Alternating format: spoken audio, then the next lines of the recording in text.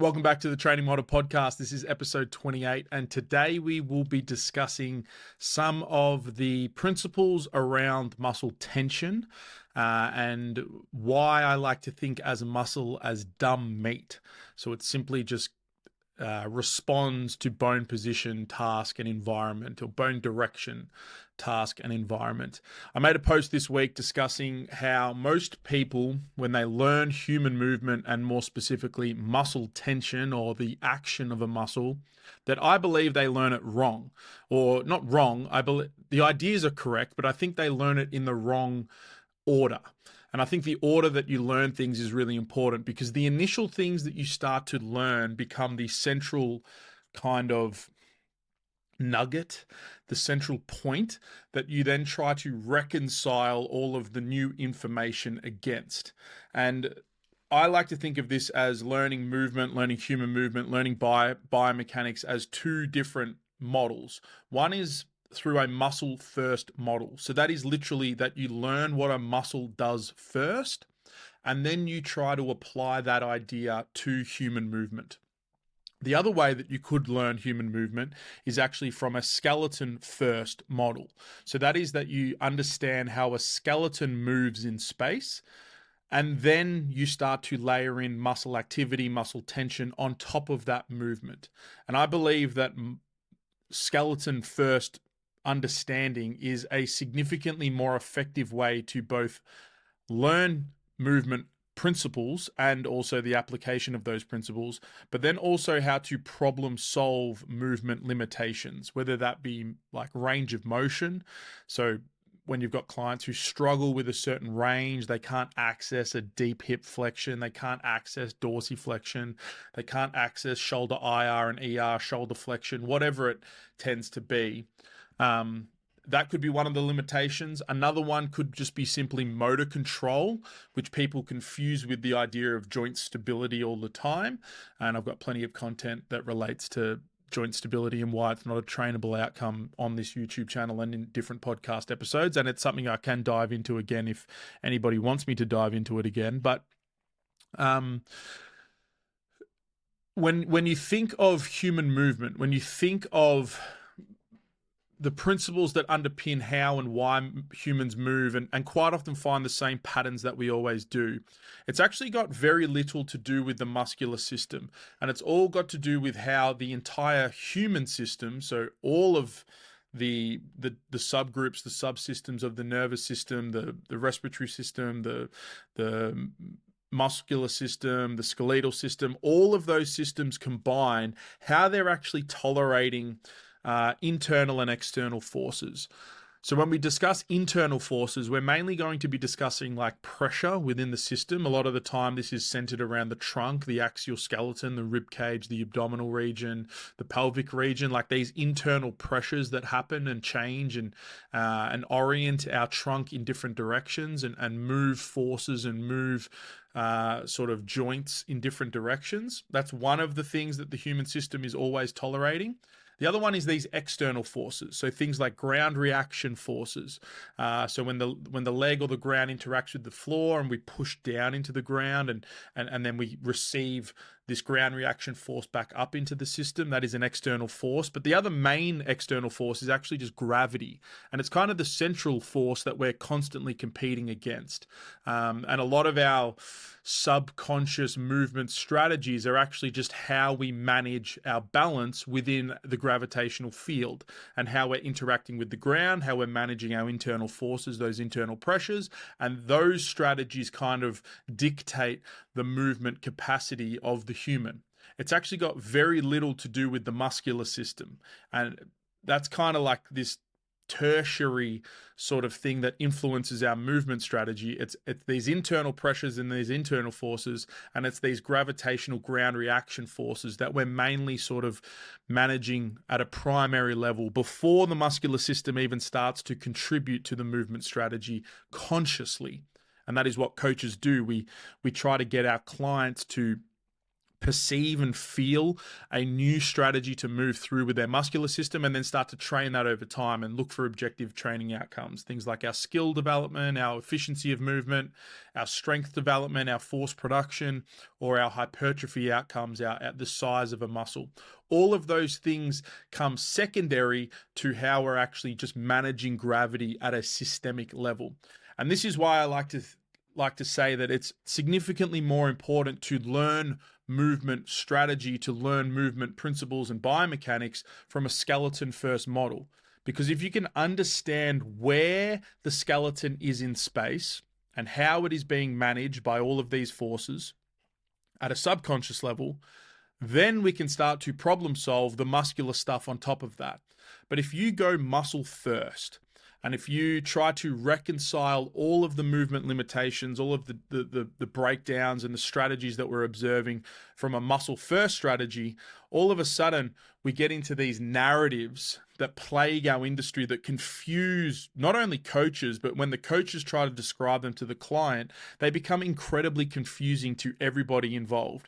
And I can guarantee if you're a newer coach or newer to these ideas and you feel slightly confused by the contradictive sort of ideas on social media that are out there, and these people that obviously, or these coaches and therapists that have large followings that obviously produce great value and produce great work, but they seem to contradict each other. More often than not, it's because they're viewing the problem from a different vantage point. They're viewing it from a different model to describe and define what the problem is. And this is why it's really important to learn the principles of movement, but then ultimately this is why it's really important to learn, or I believe, to learn these principles in a specific order. Because we don't want to be reconciling our problem solving and all of this new information that we're gathering with a somewhat faulty model being the muscle first model. So an example of sort of a narrative that can become confusing would be the idea that a muscle becomes kind of weak through a position. And that we don't have the strength to coordinate a joint action or a joint position. A classic case of this would be when knees come in when we produce force. So when the knees come in on like a squat, the task is to squat. The task is to lift our mass up off the ground. The task at the systemic level is to create pressure internally and push down into the ground. That is what the task is. And if we coordinate that pressure and that force down, all of a sudden we start to lift our mass up in space. That is the actual task of a squat in the systemic, all systems involved view of what a squat is. If we zoom in on a specific joint, we could try to rationalize the task as being hip flexion and hip extension. And if we view the task as simply just hip flexion and hip extension, and we use a muscle first strategy to define it, we know that the hip flexion is going to be controlled by the glute complex as well as the adductor complex. But let's just keep it simple and say the glute complex, because the glute complex is the extensor of the hip.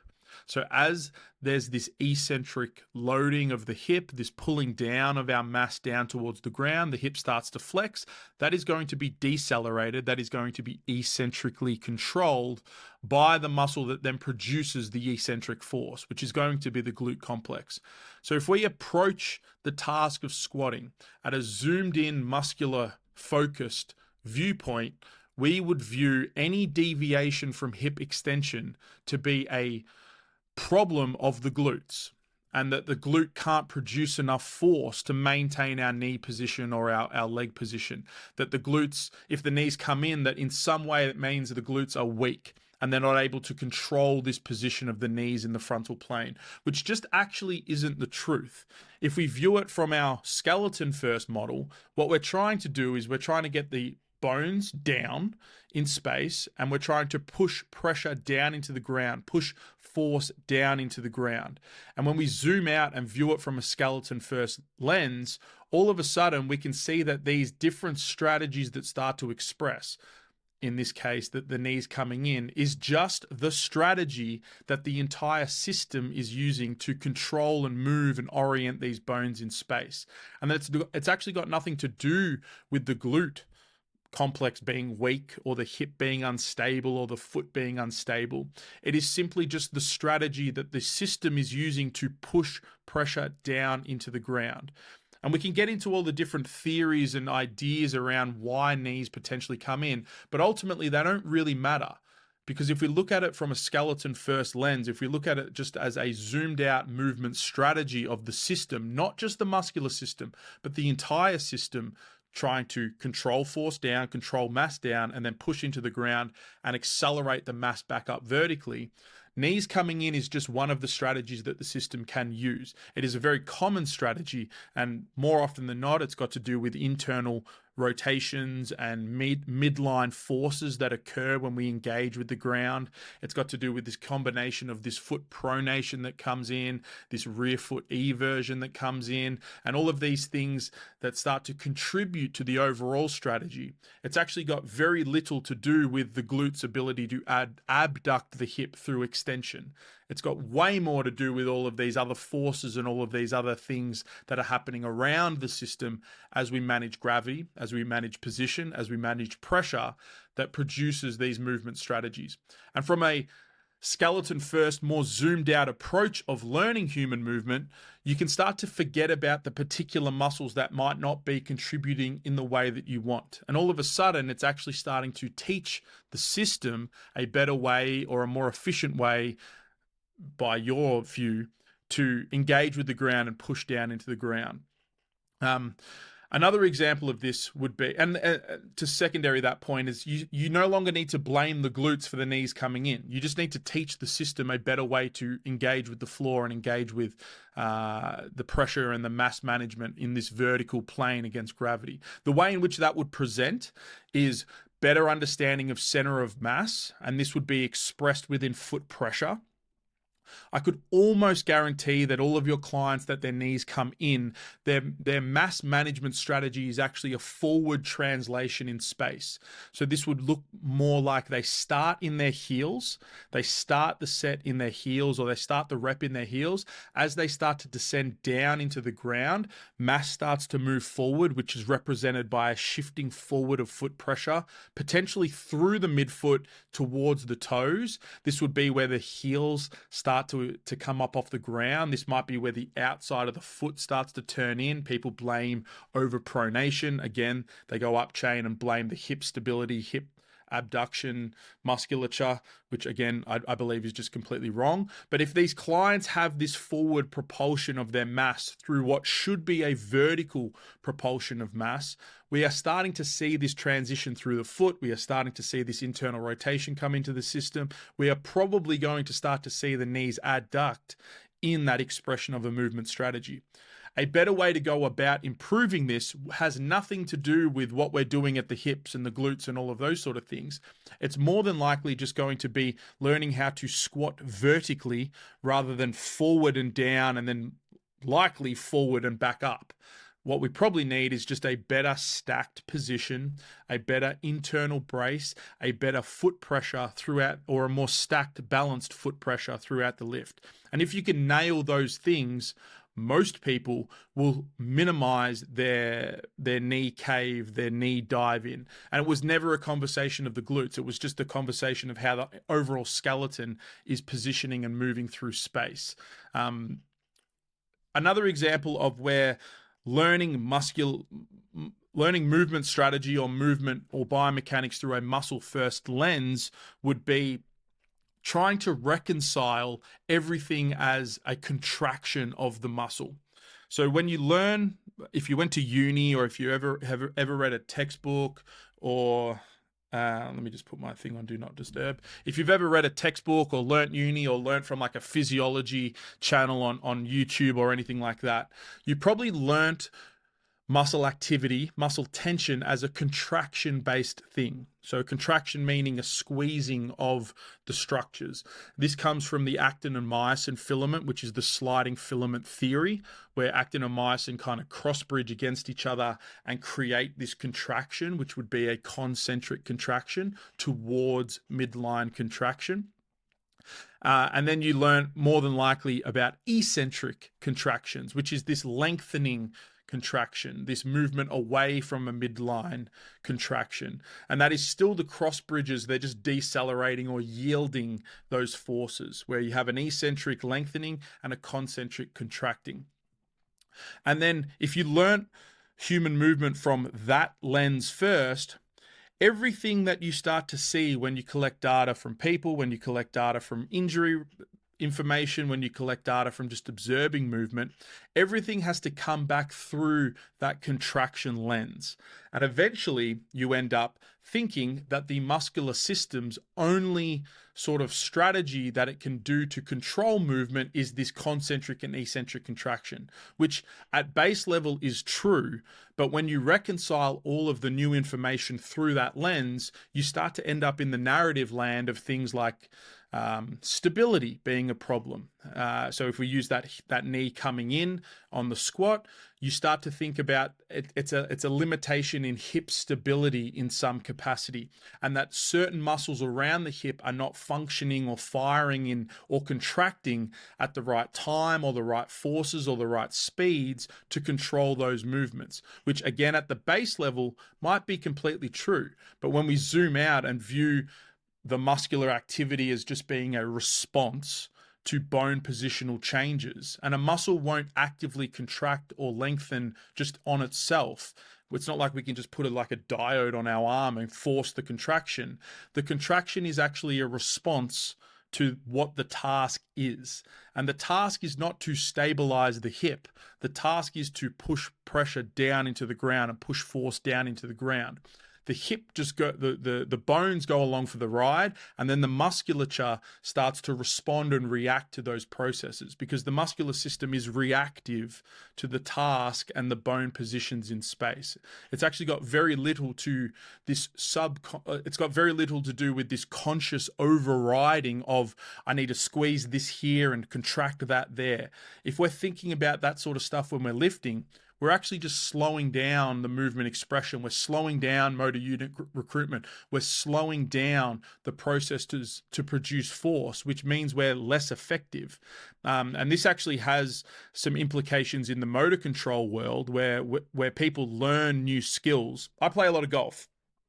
And if you've ever taken golf lessons or tried to swing a golf club without any experience, what you'll probably feel and find with new people trying to swing a golf club, it's very blocky motion. It's very stiff motion. It's very conscious. It's very head noise in terms of the movement. You're thinking about where my arm should be. You're thinking about rib cage turn. You're thinking about loading and changing foot pressures. You're thinking about what your head's doing. And all of a sudden, when you start to layer in all of this conscious sort of drilling into the movement strategy, the expression becomes very blocky. It becomes very, it's not fluid, it's not dynamic, and it's actually completely inefficient in terms of the movement expression of what we want. Compare that to somebody that has experience with the golf swing. It's fluid, it's dynamic, and if you ask them what they're thinking about, they might just have one little external cue. I want my hands to be here in the backswing. I want my chest to turn, or I'm looking for a feeling in my rib cage, or I'm looking for a feeling in my feet. That is all that they're really trying to find, and everything else from that is actually quite a fluid and dynamic movement. So when we view muscular activity muscle first, or movement strategy as muscle first, and we're trying to reconcile everything with contract this, squeeze that, and do all of these things, that is akin to that beginner golf swing that becomes very blocky. It becomes very slow. It becomes very disjointed in movement. And if anybody's ever gone through the process of a motor skill like that, the progression actually comes from relieving that additional tension, relieving that additional sort of internal focus, and getting out of your head, getting into the environment, getting into the external world, and trying to actually just let these movements express. And then you refine them over time with skill and with practice. And this process is very well supported and documented within motor control theory. And that is that this accessory tension within the system, it's actually a reduction in that is seen by more experienced athletes. So over time, you should actually see a reduction in accessory tension or co-contractions with a lot of these movements. It's not something that we should be trying to add these contractions and add more tension and add all of this stuff into the system when we're trying to produce fluid and dynamic movements like squatting. Even though it's slow, even though it's high force, the more that we think about screwing the feet, spreading the floor, engaging the hips, opening this, like all of that stuff, we end up just slowing things down. And if you ever ask a really high level squatter, what are you thinking about? I'm thinking about my brace, maybe. I'm thinking about my tempo. They might be thinking about one or two small things. They're very rarely thinking about all of this accessory tension and this accessory quote unquote stability into the system. It's actually something that we want to remove from the process of training and the process of performance. And again, I think when you view human movement, performance outcomes, when you view the movement strategy from a muscular focused standpoint, everything has to go through this contraction sort of idea in order to express. We need the glute to do this at this point. We need the foot to do this at this point. We need the quad here. We need the abs in this position and blah, blah, blah. Like it just becomes very head noisy, very... it actually becomes confusing for people. And then especially when you layer in the narratives of your hip is unstable, your foot's unstable, and that's causing this, and this is weak, and that is strong. Like all of these narratives, they're ultimately nocibic narratives. They create negative attachments to training and likely shape a negative outcome with your expression. All of those things are just not needed when you're trying to help clients improve their movement strategy. What's needed is likely just to slow their tempo down or to get them to feel a more balanced position. It's actually got nothing to do with these pseudo sort of mechanical, muscular sort of limitations that are happening. And all of those things stem from trying to learn and reconcile movement strategy, movement expression from this muscle first lens. So I would highly recommend trying. And if you don't know the people don't use my terminology, and I don't expect them to use my terminology. Like you're more than welcome to use my terminology if it's helpful. But other people in the industry that are in sort of education roles, the way in which you can determine whether or not you're learning from somebody that is using muscle first lenses compared to bone first or skeleton first lenses is simply the way in which they describe movement.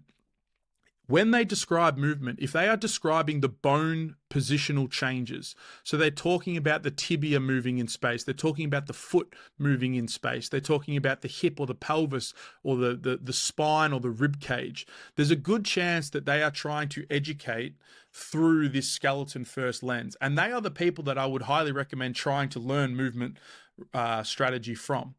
The muscle-centered approach typically rides within the hypertrophy world of strength and conditioning. And that is because hypertrophy is dependent on muscular contraction, muscular fatigue, motor unit recruitment, which is a very muscle-first lens sort of approach.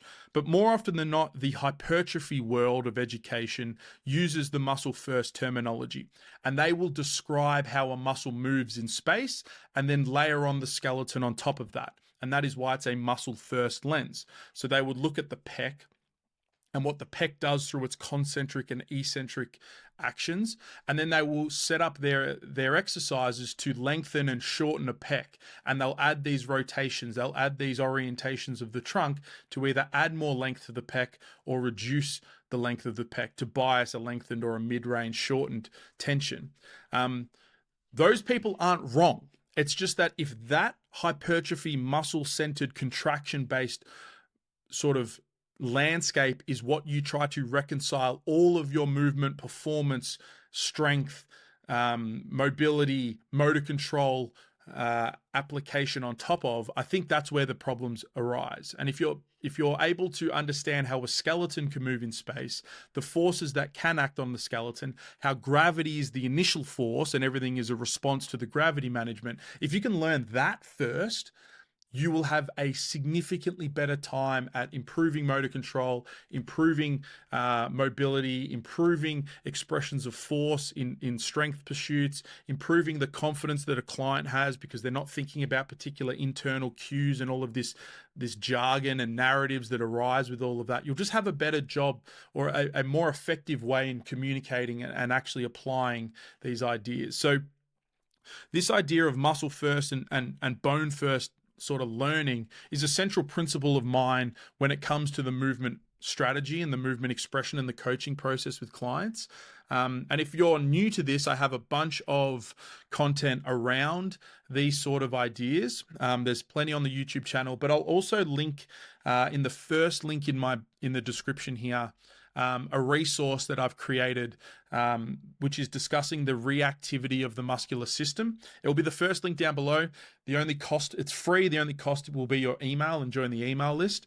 But there's 2 back-to-back videos that are part of my movement model outline that actually go through this within context of an anterior pelvic tilt, because that is a classic example of, if you view an anterior pelvic tilt from a muscular first lens, you will never improve an anterior pelvic tilt. It's even up in the air whether or not it needs to be improved, but you will never change an anterior pelvic tilt if your only view of it is through the muscular lens. And that is that the erectors have contracted to push forward, the glutes have weakened, the hamstrings have lengthened, the abs have lengthened, the hip flexors are tight and strong and they're overcompensating. Viewing the anterior tilt as a muscle first problem, all of a sudden you start going into these, this needs to be stretched, this needs to be activated, this needs to be blah, blah, blah, whatever you want, whatever narrative you want to wrap around it. It's just the wrong way to go about the anterior pelvic tilt. If you zoom out and view the anterior pelvic tilt for what it is a movement strategy of the skeleton to produce and absorb forces in the system. Their gravity management system is an anterior pelvic tilt. Well, how do we teach the system to use a different strategy to manage gravity? And it's actually got nothing to do with strengthening the abs and strengthening the hip flex or releasing the hip flexors or any of that muscle centered stuff. It's actually just teaching the client maybe to reposition their rib cage, maybe to reposition their foot pressure, maybe to learn how to brace a little bit differently, maybe changing head shape or head direction is all that's really needed, because it's not this focal centered point around the musculature of the anterior pelvic tilt. It's actually the entire system strategy. So we actually need to look at the entire system and zoom out and view the skeleton for the position that it's in, and as a response to gravity, the strategy that it's using to produce force or absorb forces. So I go through the anterior pelvic tilt in that 2-part series. So I'd highly recommend checking that out down below. It's going to be the first link. The second link is for the movement mentorship. This intake number 5 kicks off in a couple of weeks. The pre-learning modules are promoted or opened up on the 9th of Feb. The first calls start 2 weeks after that. The movement mentorship is kind of like my flagship course. It goes through all the principles of movement, and then the weekly lectures and Q&A build on those within application. And by the end of it, we're in heavy application-based land for understanding and applying these movement principles, with the skeleton first movement model being one of the central points of that, and the reactivity, the reactive nature of the muscular system being central principles of the movement model. So I'd highly recommend checking that out if you do enjoy these conversations or how these things can actually help you with your coaching. That wraps up the technical chat for this podcast. Hopefully that landed. Again, I'm looking for feedback with these podcasts. Feedback from episode 1 of the new style was awesome. That was episode, I think, 27. The previous upload, I haven't uploaded any YouTube content here or any podcast, but the previous episode to this was a bit of a chat about sort of my direction with the podcast. I will be doing weekly for sure. There will be guests coming as well, but the feedback for episode 1 was awesome. So I'm always looking for feedback. If you followed this along, if you've got further questions, or you want me to sort of explain things in a different way, you can leave comments, you can send me DMs. Also check out my Instagram content, because that stuff is definitely aligning to these conversations. But I've got plenty of content. A lot of it is behind walls and stuff, but I'm happy to send things to you if you've got specific questions. I'm very open to helping whoever wants to have an open conversation with me. So just send me a DM and ask me questions. I'm here to help, because I think this stuff can really shape the way in which you think and coach, and remove a lot of the confusion, which is the central point of what the movement mentorship is. The second part to all of the new podcast episodes will just be little updates from me, some back-end sort of business conversations, and just cool things that are happening in and around the business and the new direction for me in training model. The first one is that I'm actually, after this intake of the movement mentorship, I'm actually going to expand the mentorship to a 10-week. So it's currently 6 weeks of live calls. I'm going to expand it to a 10-week process. So it will be 12 weeks in total. There will still be 2 weeks of pre-learning that comes out before the calls start. The reason I have that pre-learning there is because, from my perspective, if I can elevate the base understanding and the base terminology from people before the calls, it means that the calls can go a little bit more aggressive and accelerated in what we're discussing. Those pre-recorded content will always be there, but I have decided to extend the mentorship past 6 weeks. And the reason is because I want to bring in programming into the mentorship. My initial thought was, for this year, I actually set everything up last year for this, but my initial thoughts with the mentorship was to try to separate movement and programming and have these two that flip and flop throughout the year. I think I am doing people a disservice by separating them, though. In fact, I know it will be a better experience if I can bleed programming conversations throughout the movement sort of overarching theme. So it will still be a movement-heavy mentorship. I believe I'm still just going to call it the movement mentorship. However, it will have significantly more value from a programming standpoint. I don't think separating the two is the right play. So that will be happening after this 5th intake. What I will say is, because I've had about 150 coaches complete the first 4 intakes of the movement mentorship. This next one is quite small because I've done such a poor job over the last few months, but they're starting to trickle in, which is awesome. What I will say is, if that's going to stop you from signing up to this next intake, do not. Anybody that has don't stop yourself signing up. What I'm saying is, anybody that has completed intakes 1 through 5, so the next intake is intake 5, those people will get credited the amount that they paid for their movement mentorship. That will come off the price for intake 6, which will be the new style of it. So if you want to jump in this intake, and I think it's $9.99 Aussie, that price will come off the next intake, and you can undertake it again, and then hopefully I can get some previous students that were keen on programming stuff, but get them into it as well. So it's kind of an investment into the future direction as well for yourself, and further learnings and further knowledge. The other thing that I think I'm going to be setting up from a business standpoint is going to be setting up a self-paced course. Probably in the ballpark of about 200 Aussie, probably 8 to 10 hours worth of content. That is just going into, it's kind of like an extension of the free course that I had set up last time. It's probably going to be an extension of that, and a significantly more applied version of that. That would just be coaching principles. And there'll be a couple of programming ones, a couple of movement ones, and some specific application ideas for those sort of things, and common things that fall down. Because I think that there is a big step within my sort of offers and services, jumping especially to what I'm about to build with the bigger mentorship. It's a big jump from going from arguably nothing, just free content, into that big thing. I think I actually want to have a little stepping stone, like a level 1 based thing, similar to like Angus Bradley, what he's done with the GPP, is just having a bit of a stepping stone that somebody can suss out some deeper ideas, some application, how I go about things.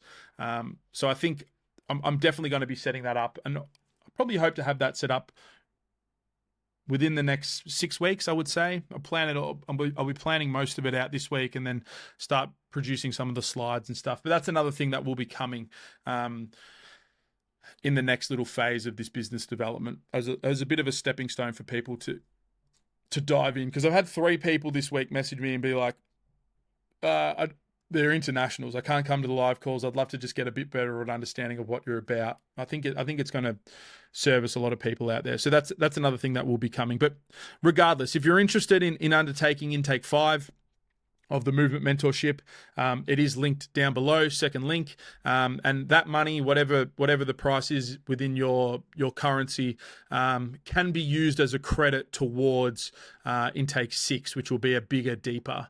You can recap the movement stuff in a bigger group more than likely, but then start to get more of the programming and the application stuff throughout that 10-week as well. So I'm keen for that. The final part to that is the mentorship will be running 4 times a year. So this will be the first intake for this year. So I'll run 3 further intakes for the movement mentorship ongoing. But I'm keen for those updates, and I'm keen for that new sort of level. I'm really ranting here, but that's what the second half of the podcast is for. The other thing that I wanted to chat about this week is ManyChat. So if you run an online business or create content in any way, I'm just gonna have a drink. If you do any of that sort of stuff,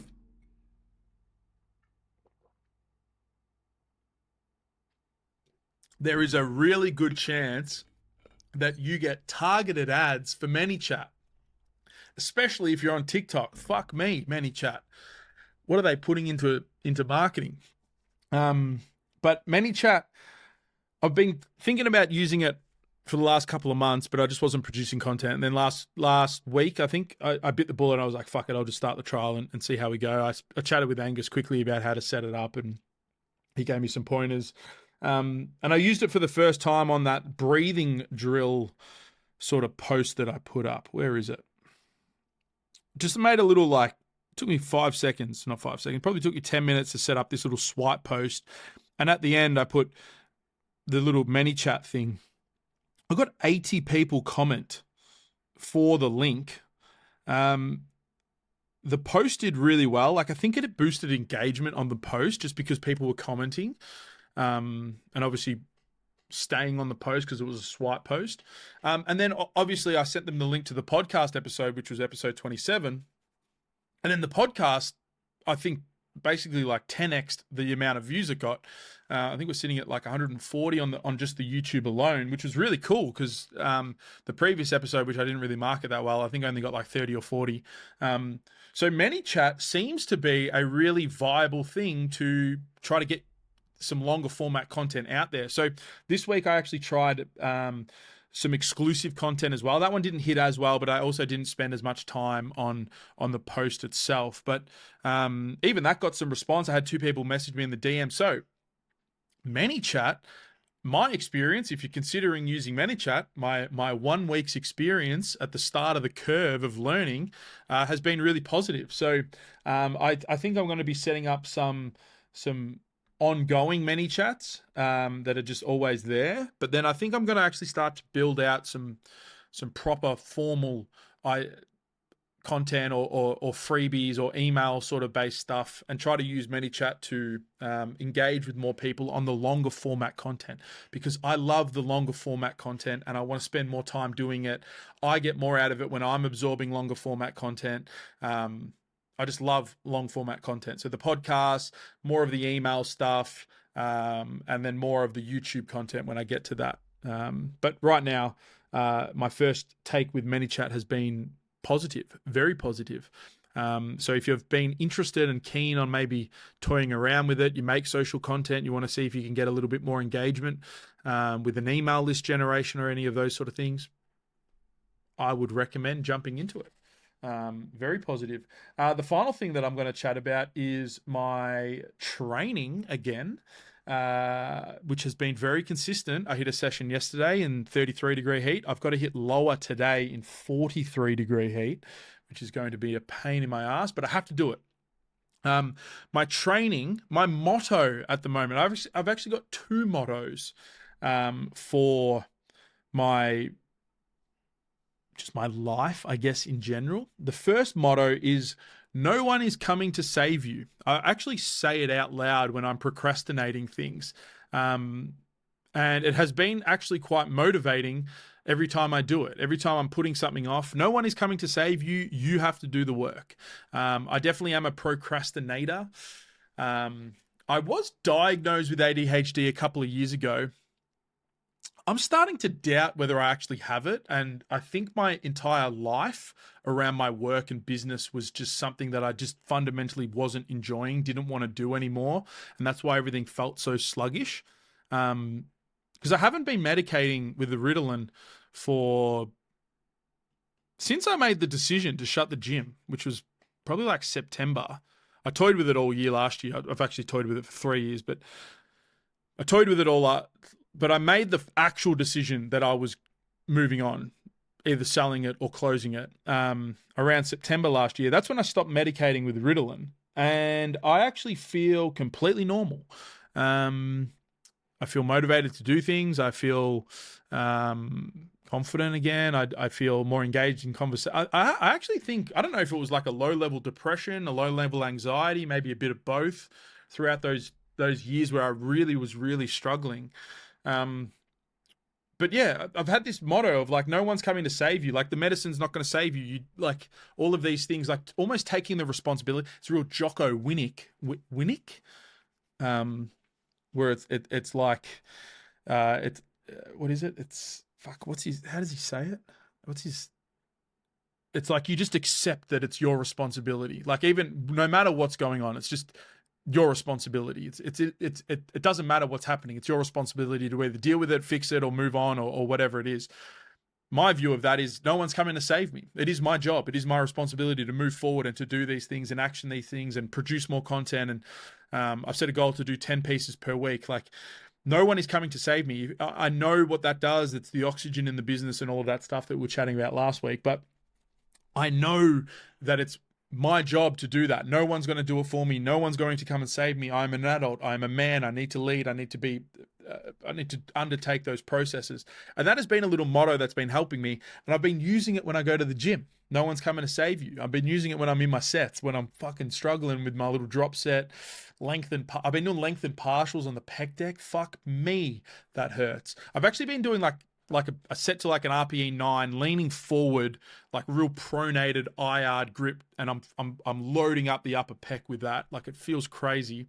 Once that fatigues, I sit back in the seat and I go to more of my feet up my feet up sort of shortened pec tension, like rounding the upper back and letting the scaps protract heaps and like catching a sick pump with that. And then like finishing with length and partials. By the time I'm through that, it's probably only another like 6 to 8 reps. But that has been shredding my chest off the bone. Holy shit, feels really good.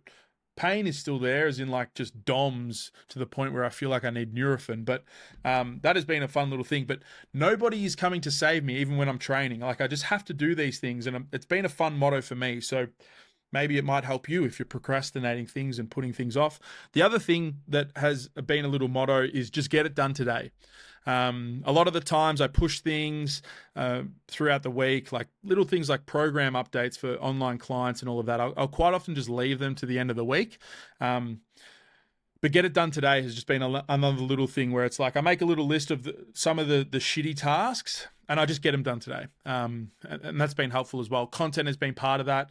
If I can produce an extra piece, I produce an extra piece, get it done today.